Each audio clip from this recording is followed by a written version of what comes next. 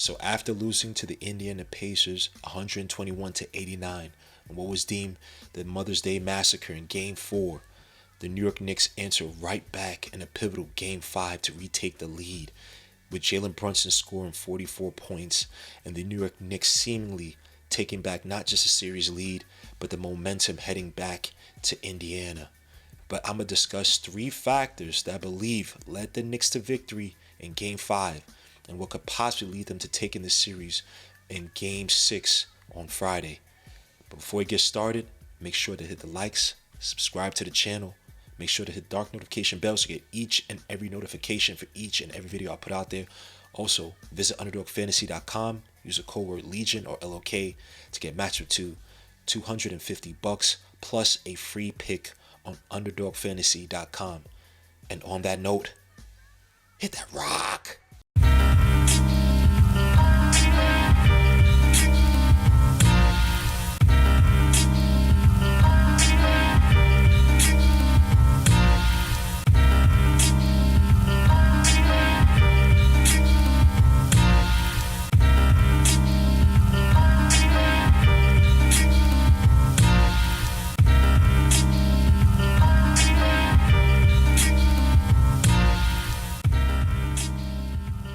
So the first factor I wanted to point on was Jalen Brunson using his gravity for good. Now, we all know about Game 1, how poorly the Knicks shot overall, 33.7% from the field. Jalen Brunson went 6 for 17 from the field, 0 for 5 from 3, was forcing shots, was not using his gravity for the most part, at least in the latter stages of the first quarter and the second quarter when the game was still somewhat in hand.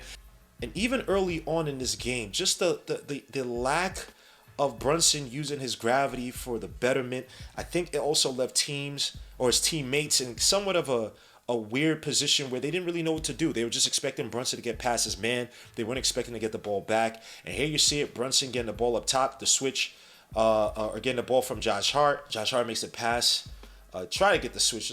Well, he does get the switch, my bad. Gets the switch. Now you got the double here. But here you had the quick double now. It's not really a full switch, it's a hedge.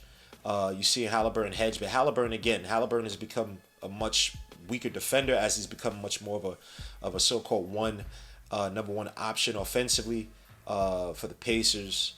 But you see here again Halliburton. See where Josh and Ihart. Look at Josh and Ihart. These guys, this is where you got to cut at that foul line. You got to make yourself available. But they're watching the action just like the rest of the Pacers are. Bad positioning by Ihart and Josh Hart. Someone should have cut the foul. It should have been Ihart. Space out a little bit better, because then if Halliburton's trying to get back, if Ihart cuts here to that foul line, Miles Turner steps in a little bit. You could make that pass to Josh Hart, who then have the option from the wing to either shoot the shot if Halliburton can't get back, because that's just clumsy defense. Your man McConnell's not even really back yet with Jalen Brunson, and Halliburton left him. Again, Halliburton's kind of a clumsy defensive player because he's had to take much more of the burden on offense. But again, just a missed opportunity because Brunson is in his head. He's not thinking about the gravity he could create for players. He's thinking about the gravity for himself. And here, takes an ill-advised shot. McConnell with a good defense will whamp and then miss an opportunity early on to get back into this game. But in Game 5, Jalen Brunson, Mr. Batman, he figured out. Just like Batman, sometimes Batman puts the burden on himself to try to figure out the problem in a linear manner. Sometimes it takes a little bit of time. He has to step back, take a game off. Or not a game off. Spend a night looking at the evidence. He has to talk to Alfred. You know what I'm saying? I mess up the whole comic thing, but don't worry about it. Got it. Sometimes he has to sit back and realize, wait, hold on. I see what they're doing. Again, the Pacers are not a good defensive team. Bad defensive teams, especially in the playoffs, they have one layer in terms of a game plan and trying to stop the other team's best player. And again, the Pacers are a one-layer defensive team in terms of trying to stop Brunson. They don't have many layers. And this game was, hey, let's just try to do what we did in Game 4, frustrate Brunson full court. Let's try to if he's not catching full court, catch him at half court, set the doubles at him. These really lazy, garbage, cheap doubles, get the ball out of his hands and make everybody else try to beat us. And Brunson finally realized that. And look at what I'm going to show you a few examples. Brunson in this one, look at where he's dragging the defense. Now he has clumsy-ass Halliburton with that bum-ass fade on the side, and he got TJ McConnell, who should be a Knick in the next 2 years. because he's definitely Tom Thibodeau's long lost son. But look at, and again, the spacing is a little bit better with his teammates. But look at where Brunson's dragging the defense. Look at how far he drags McConnell and Halliburton. Now, you stop Brunson here, right? Even if Brunson gathers the ball here, he stops. What, you gonna try to get a jump ball? And the thing about it is also putting pressure on the other defenders, Pascal Siakam. You got Obi Toppin. You got a bunch of guys out here or two other guys in the front court who are not good defenders. You got Miles McBride, Josh Hart, Achua down low. And then look, Pascal got a flare out to McBride, catching a pass from Brunson. And now you have essentially another option, Josh Hart, because again, look at how far Brunson took Halliburton and McConnell. Once Brunson makes that pass, Halliburton has to jump all the way. He has to make the same travel the Dothrakis made when they went to go to King's Landing, bro. Like, your man has to travel all the way over there. He don't got no dragons and none of that stuff to help him get across country. And obviously, he's going to shift to the nearest guy. And Obi Toppin, who should have known one pass away deep. But it's Obi Toppin. Let's be honest. But again, Achua was relatively open. And Halliburton did not get back in time, really, to prevent a pass from McBride to Achua if Obi tried to cheat out and go to Josh Hart. Again, the Pacers are a poor defensive team. You take advantage of these lapses. Bam, bam. Josh Hart catches your man in the air off the fake for the finish. Beautiful finish by Josh Hart. Easy, light work. And again, another factor that helped the Knicks out, getting Josh Hart involved early on. Good play by Jalen Brunson. And this one is probably my favorite play of the night. Pay attention to everything that's happening on the court. Now, you got your man Neb Hart who's getting mollywopped by Jalen Brunson. The Pacers made the switch from Nesmith to Nebhard like that was going to do much of anything. Nesmith did get some foul trouble. Almost had 3 fouls. He took one back. He still ended up with 2, I believe, in the first half. But just look at Brunson. This is what I'm talking about with Brunson, man. Some Batman. It's not even Batman. This is like some real Peyton Manning type ish, bro. Using your eyes, making the defense fall into traps or into a false pretense of where they think you're supposed to be going, or where they think they know you're going. I probably said that wrong, but you know what I mean. And Brunson using his eyes to fool the defense. Now you see Lord and Commander over here, Russell Crowe, freaking Halliburton screaming for them to set the doubles. Go! Get the doubles! This freaking nincompoop. You are not a defensive commander. Come on, bro. What are you talking about? Anyway, it probably would have been better for them to just leave Brunson 1v1 versus Nebhard in this situation. Or Nesmith should have been on Brunson to start with. But again, Nesmith was getting some foul trouble. And you have your man Brunson. Look at Brunson's eyes. So you already had a Lord and Commander defensive dimwit over here, Halliburton, commanding Nesmith to set the double. As if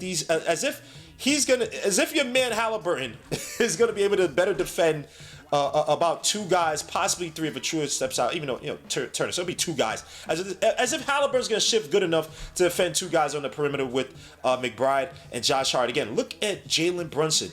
That's what I love about it. It's like, when the quarterback is faking, like he's mad that the players are not getting into proper position, or they're making it. And sometimes you see the wide receiver, whatever, and the running back, I didn't know, on the line, and Peyton Manning's like, Omaha, 91 sec, whatever the hell they be calling. And he's acting as if he's mad because they're not getting the right shift or not doing whatever, and then they call a play. Now the defense is like, oh crap, wait, what? I think I messed up. I thought freaking Marvin Harrison messed up. Marvin Harrison never messes up. And that's what's so beautiful about this play. Jalen Brunson uses his eyes to act as if McBride should be cutting down low. Josh Hart cutting underneath. Brunson was doing that the whole way. Look at Brunson's face. All point guards. When a guard makes that face, like they're looking at, their eyes their face is going one way. The eyes aren't really going that same way, and it's almost as if they're cutting one part of the court. Come on, bro. Look at Brunson's face. Look at that face right there. He's acting like, yo, McBride, you the guy. Halliburton stuck. Oh, yeah, they trying to get to McBride. I got McBride out there. No problem. And your man, Brunson's like, try to act like man, he who sees everything on some Game of Thrones-ish. I love this play. Josh Hart, Miles Turner has to step up. Halliburton's way too late. Achua catches the pass underneath for the easy finish. Easily my most favorite play because it takes me back so many things, man. Takes me back to them freaking Colts versus Ravens games where it was just all mind tricks, all line calls and all that stuff, man. But Brunson here playing elite quarterback over here, Mr. Joe Montana, with his beautiful play. Again, using his gravity for the betterment of the world. Save the children. And here's another favorite of mine from that game. Now, this is a team effort. Pay attention to iHeart as well as your man Josh Hart on the wing. This was a multi-layered play, and it wasn't too complicated. It's just Mr. Pin down, setting screens for other guys. And again, the Pacers getting desperate. They're like, yo, they fell into the same quagmire Brunson's falling into when he's struggling and he's trying to press the issue against the same player, switch on to Maxey, take on Nesmith in game 4, despite the bump foot. But here you see him again. They set a bad double. And I just love how they keep, and as Brunson's just like, yeah, I'm going to keep dribbling. I'm going to dribble out here. I'm waiting for you idiots to come and double me. Be stupid. Go ahead. I'm using my gravity for the betterment of the world. Look at iHeart, beautiful little, I can't really go a pin down. It's a solid pin down, but again, Miles Turner just way too late. But also look at your man Josh Hart setting a pin down on Nebhart for Dante. And look at Dante shading over to the wing because he has an option. McBride takes that deep 3. Thank God he made it. But he had another option, and Dante DiVincenzo. Again, Tom Thibodeau going small worked perfectly. Starting again, this is the third quarter, but this is essentially the starting lineup. Dante DiVincenzo, Josh Hart, iHeart, McBride, and Brunson go small, be able to barrage him from the outside, but have guys who are willing to set screens and make plays for other guys who are able to shade and move into the right areas. And that's everybody on this squad or in this on the court right now. That's most of the 7 guys. You know, Chua does it, Briggs does it as well too. Salute to Tom Thibodeau's great coaching for this Knicks team. But McBride out here shooting at 3. But again, look at Josh. Had to pin down. Josh let go to pin down because, you know, your man McBride shot it. But if he was stuck, if Turner was able to get off that screen by iHeart, he gets out to Dante. That's another open shot. So again, Knicks multi-layered approach to the offense. And again, feeding other teammates on this team. Now, again, it's the third quarter, but a lot of these guys got touches in the first half. So they were ready to take these type of shots and be in rhythm in the second half. And again, your man Brunson still had 44. So the second fact I want to get to was the rotational defense communication as well by the Knicks and how well the Knicks protected the paint. Now, the interesting thing is that between game 4 and game 5, game 4, the Pacers shot regarding three-point shooting with the closest defender 6+ feet from the nearest three-point shooter. Which the NBA classified as wide open. The Pacers shot 10 for 22 for 45.5%.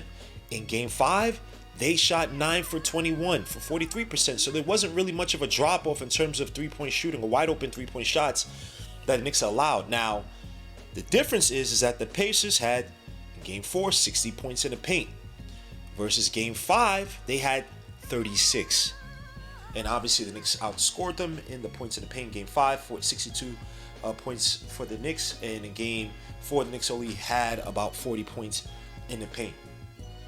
And again, the name of the game is to protect the easy shots. We'll rotate out, we'll keep the shell defense to protect the three-point shots if the ball moves around, but make sure to protect the inside, protect the paint, protect the rim, discourage this team from using the dribble drive penetration to create even easier shots. And so I just want to show a few examples here.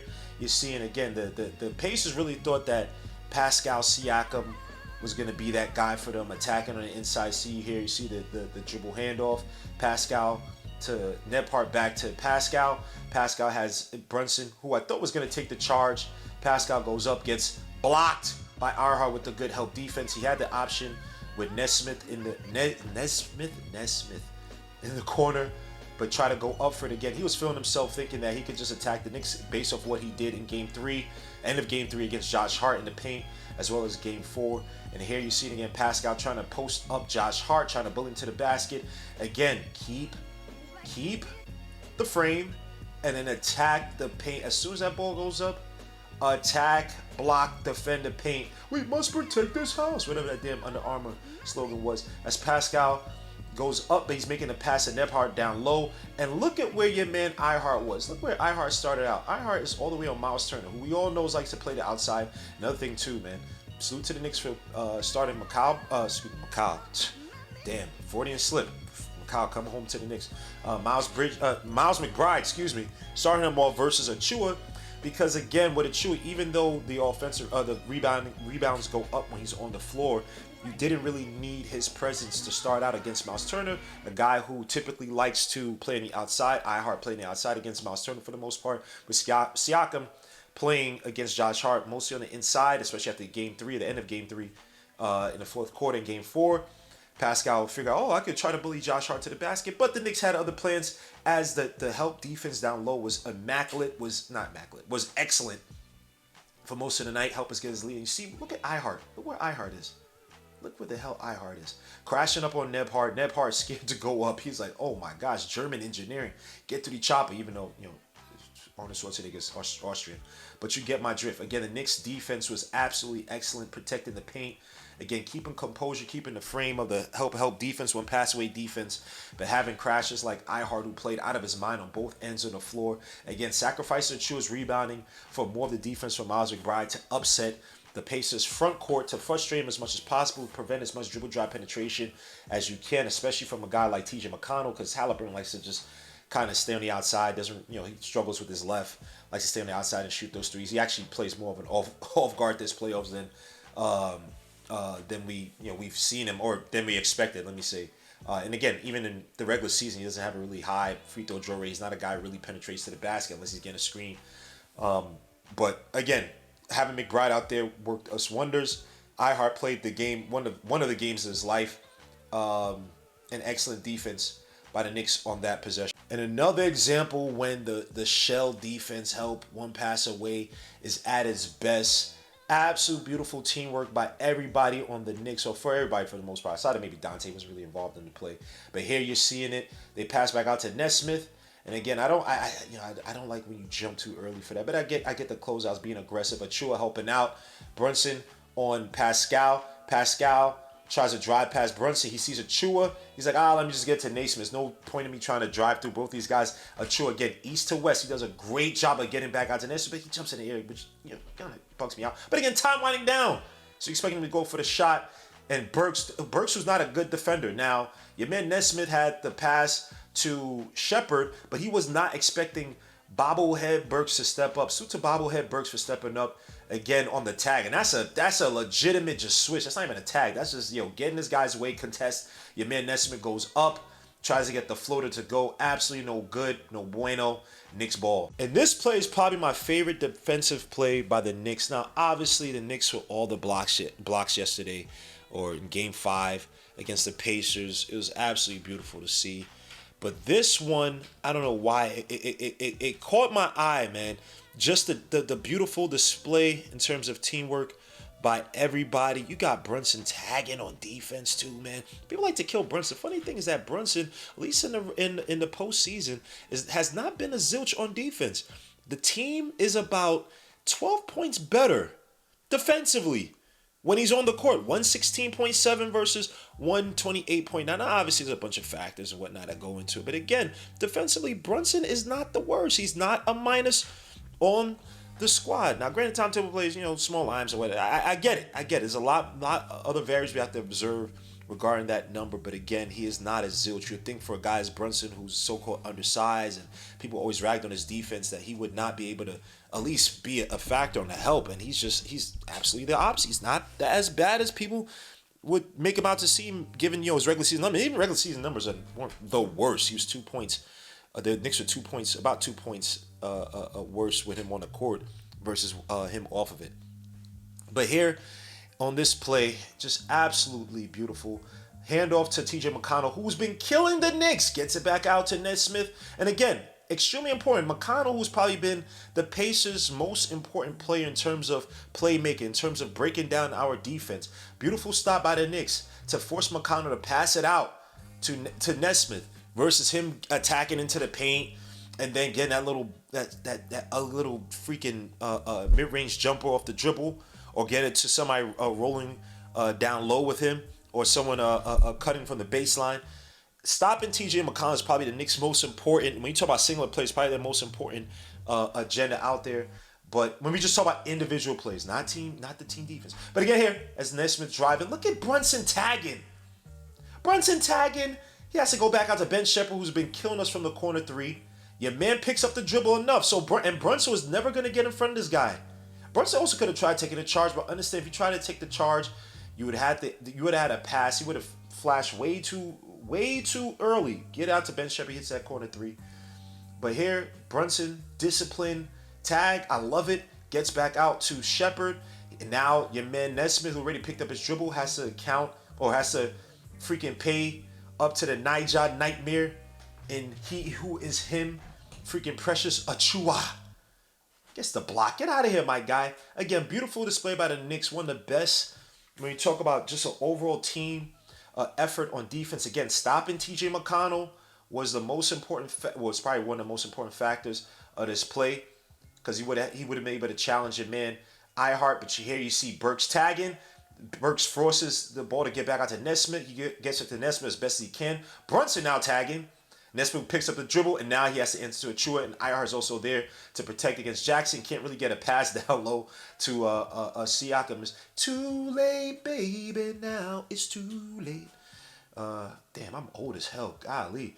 But pressure Achua with the beautiful block. So again, probably one of my favorite defensive plays by the Knicks in Game 5 versus the Pacers. Last but not least, the third factor which I think helped the Knicks win this Game 5 versus the Pacers, and something that they have to keep throughout the playoffs, is keeping Josh Hart involved early on. When you look at Josh Hart's games this season, his highest scoring games usually come when he's involved early on. If you go back to the regular season, go back to the Kings game where he had 31 points against the Kings, and he was a key playmaker down the stretch. In the first quarter, he had he had 4 shots. He had 4 shots. He hit 3 of them in that first quarter of the Kings game. He went on to go 5 for 7 in the third quarter, 4 for 6 in that fourth quarter. In the 25-point game he had against the 76ers back in March, where we mollywopped him, he was 3 for 5 in the first quarter. He ended up going 3 for 6 in the second quarter, 2 for 5 in the third. Didn't have to take any shots in the fourth quarter because of a 27-point blowout. Now, fast forwarded to the playoffs, it's the same thing. Get Josh Hart involved early on. In Game 1 versus 76ers, your man Jalen Brunson struggled mightily with that shell defense with Tyrese Maxey and Oubre and Joel Embiid. But it was Josh Hart who ended up playing hero, hitting 3 of his 4 points in the fourth quarter, including that one absurd three-pointer that really had no business going in, but it was built off of confidence. If you go back early in that game, again, he went 5 for 12 in that game. He had 5 of his 12 looks in the first half. Now, granted, he didn't shoot well in that first half. He went 1 for 5 in the first half, but he had 5 of those 12 looks in the first half. You have to get him involved early on. In the Indiana series, Game 1 versus Indiana, it was Josh Hart who went 4 for 4 in the first quarter, finished the game 9 for 13, using pace, speed, and transition to attack the Pacers' front court. And it's been carrying out the same way in the last few games where Josh Hart has been used or utilized to attack the Pacers' front court, push transition, even when it looks like it's not going to be there. You have to allow Josh Hart these touches to get in tune with his game, to feel like he's involved and actually be involved, playing as an offset to Jalen Brunson, which typically works. Like I showed in the gravity clips, when you get Josh Hart playing on the opposite side of Jalen Brunson, the defense is sometimes too slow, especially when they set the double on Jalen Brunson. They're too slow to close back or match back up to Josh Hart, and he has a relatively more open lane to the basket, the front court. Again, Siakam and Miles Turner are not that scary when they got to go 1v1 with an attacker from the wing. And then he has other options down low, the pressure Chua, Isaiah Hartenstein, as well as Dante DiVincenzo, either flashing on the baseline or being just appearing underneath as an option. But again, even in that Pacers game that I just talked about, where Josh Hart went 9 for 13 in the game, in that fourth quarter in that game, he went 3 for 4 in the fourth quarter, 8 off the offensive rebounds. This is a game where he was at the foul line, shot the shot, missed the second free throw, got his own rebound back, and put it right back in. You got to allow Josh Hart some space to be a viable playmaker. Here you're seeing Brunson initiate the offense, picks up his dribble, get out to Josh Hart. And again, Josh Hart is good for these, especially early on. Let him take that shot. He's relatively open, shoots it on Miles Turner. Big confidence booster in game 5 for him. And here you see it. Josh Hart on the break. Like I said, get Josh Hart involved in terms of transition points. Let him create the pace. He's looking around for the option. Brunson's like, bro, you take it. He gets the foul by Siakam. Again, your man was looking like, yo, is anyone to help me? And that wasn't Brunson. Sorry, that was a chewer trying to put back on a shoe. So your man Josh Hart really had no options. Everyone's covered. Burks is behind you. You got a relatively open lane. Like I said, attack Siakam. He's supposed to be this great help defender, a really good help defender. And I'm telling you, this front court is food. Now, this is from earlier. I showed the clip, the gravity clip, with Brunson getting a double team. Brunson kicks it out to Miles McBride. Back out to Josh Hart. Fakes a 3 on Obi Toppin, who's a poor defender, can't move really well at all. Ben Shepherd is a lone option defensively down low. Josh Hart attacks him, eats his food. Josh Hart eats his own food, not Ben Shepherd's food. Anyway, back to the clips. As Brunson again drawing a double team. Gets stuck. Again, one of the gravity clips I showed, get out to Josh Hart. You had Dante open, but Josh get into the corner. Again, get him involved. He hit 2 3-pointers in that first quarter. He was cooking. Again, setting the tone against the pace early on. Brunson again driving to the basket.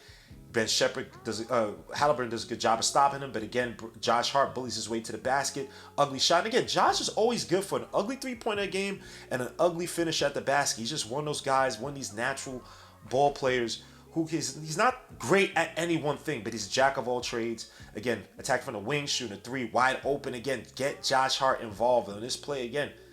Again, get Josh Hart involved. Look at Siakam trying to cheat. And he should have been on Josh, and he wasn't. Gravity creates whatever. I don't know the right saying would be. But again, Josh Hart shooting a 3, missed the shot, but gets on rebound back. Should have gotten a foul. And Josh Hart with the hustle. And as I said, Josh Hart doesn't hustle when he's not shooting well or whatnot. But there's just an extra like level that he takes in terms of when he feels involved in a game. He kind of takes it upon himself to make sure he's diving even more for the loose rebounds. That he's attacking the basket a little bit more. He feels comfortable as a playmaker. He's hitting shots late in the game. And here you see it. Dante misses a shot. Ihart gets the rebound, gets it, slips it underneath, kicks it out. Excuse me. The Dante drives and slips it to a Josh Hart underneath, or not underneath, but in the paint. You know what I mean? As Josh Hart rolls to the basket for the finish off that pass. I don't even think he was really even expecting it, even though he still finished relatively well. Brunson gets stopped by Obi Toppin. Back out of Josh Hart. So again, get Josh Hart involved early on. He's gonna reward you later down the stretch when you need another playmaker. You need somebody else to hit some points, especially if Brunson's struggling, if other guys can't hit shots. You gotta get Josh Hart involved early on. Sometimes I've seen in games where he didn't get touches in the first quarter, then he just kind of stays in a corner. He'll still try to rebound, whatnot, but he's just not as involved. He's a confidence player. A guy has a decent 3-point form. It's not broken, even though he kind of does that weird thing where he dips his elbows a little bit creaked in, and he says he's going to be working with J.J. Redick, but J.J. Redick becomes a coach of the Lakers, and I guess that's going to be a moot point. But Josh Hart, again, he has a decent fadeaway jumper once he drives into the paint. He's a guy who can make the passes, even though he gets a lot of turnovers because he's not really paying attention at times sometimes, especially in transition. Guys like to steal the ball right from behind him because he's just not really paying attention at times, so he tries to dribble into tight spaces. But get Josh Hart involved early on, and it only pays dividends down the stretch when you need these points. So guys, this is my video. 3 factors on why the Knicks won Game 5. I think they could carry these factors out into Game 6. It don't really change. I'm not really scared of Indiana crowd. I'm not really scared of what Indiana throws at us. Again, Brunson using his gravity. Knicks communicating and keeping the integrity of that shell defense. Communications, like I said, and making sure to make the proper rotations once set communications in place, and getting Josh Hart involved early on as your other playmaker. It also opens up the game for everybody else when Josh Hart is involved. He's rebounding a little bit more. He's a little bit more aggressive attacking the basket, which opens up the lane for other guys if they have to start now paying attention to Josh Hart after paying attention to Jalen Brunson. Again, the Indiana Pacers do not have layers to their game defensively. They just don't. So use Josh Hart as another weapon early on. He's going to pay dividends down the stretch. But guys, let me know your comments. Let me know what you guys think. What are your factors or keys to winning Game 6 and winning this series overall. What do you think of some of the factors that help us to win Game 5 against the Pacers? If I didn't point it out, was the rebounding, which definitely helped me mollywop the Pacers in terms of rebounding. Was it Tom Thibodeau deploying McBride, starting him against the Pacers the Pacers backcourt, making sure to force Halliburton to go more to his left, where he's weaker versus his right? Was it stopping TJ McConnell, making him kind of a moot point, and lessening his power or his ability as a playmaker for the rest of the Pacers in Game 5? Let me know your comments, your thoughts. I appreciate you guys watching this video. I'll see you guys on the next one. Peace, Lou. God bless. I'm out.